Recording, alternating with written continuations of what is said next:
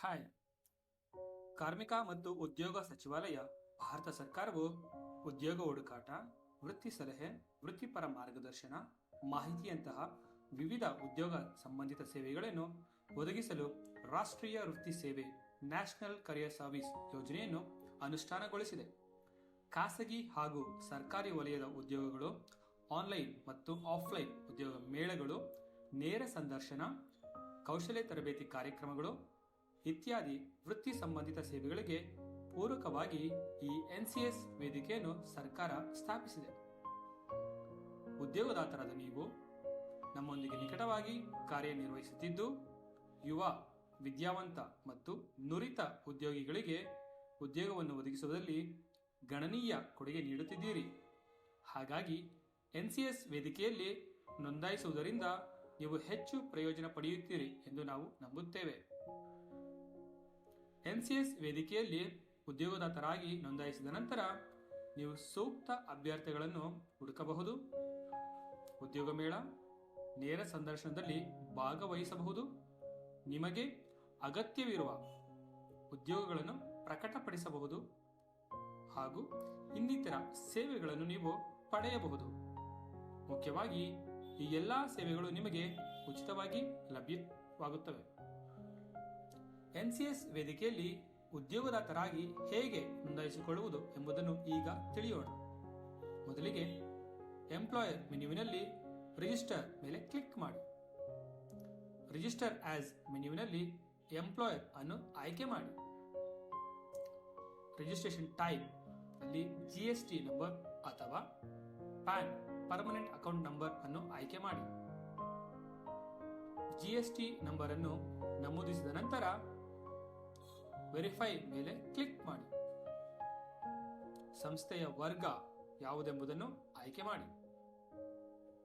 Organisation type ಅಥವಾ ಸಂಸ್ಥೆಯ ಪ್ರಕಾರ ಯಾವುದೆಂಬುದನ್ನು ಆಯ್ಕೆ ಮಾಡಿ.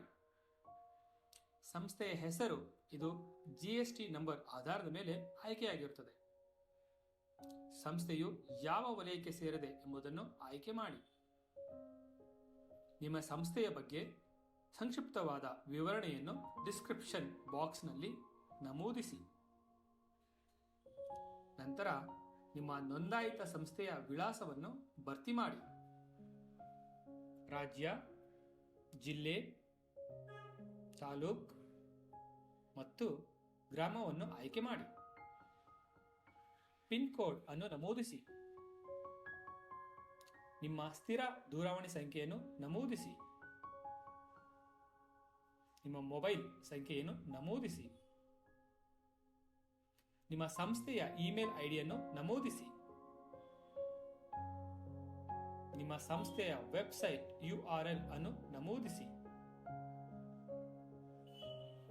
ಐಡೆಂಟಿಫೈ ಇನ್ಫಾರ್ಮೇಶನ್ ವಿಭಾಗದಲ್ಲಿ ಪೂರ್ವ ನಿಗದಿತ ವಿವರಗಳು ಭರ್ತಿಯಾಗಿರುತ್ತವೆ.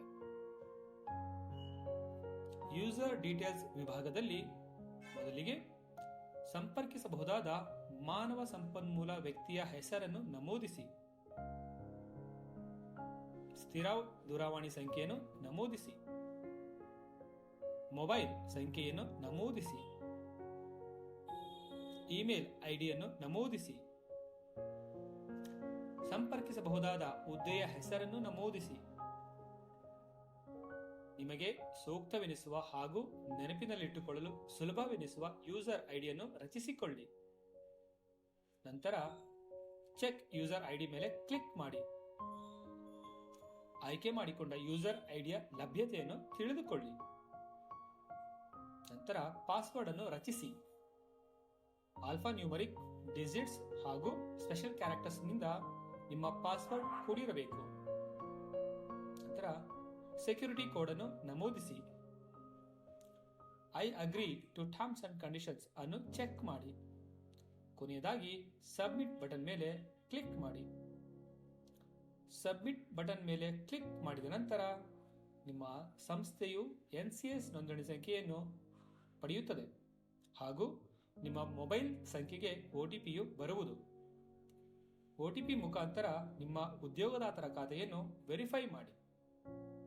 ಈಗ ಎನ್ಸಿಎಸ್ ವೇದಿಕೆಯನ್ನು ನಿಮ್ಮ ನೇಮಕಾತಿ ಪ್ರಕ್ರಿಯೆಗೆ ಉಪಯೋಗಿಸಿಕೊಳ್ಳಿ. ಧನ್ಯವಾದಗಳು.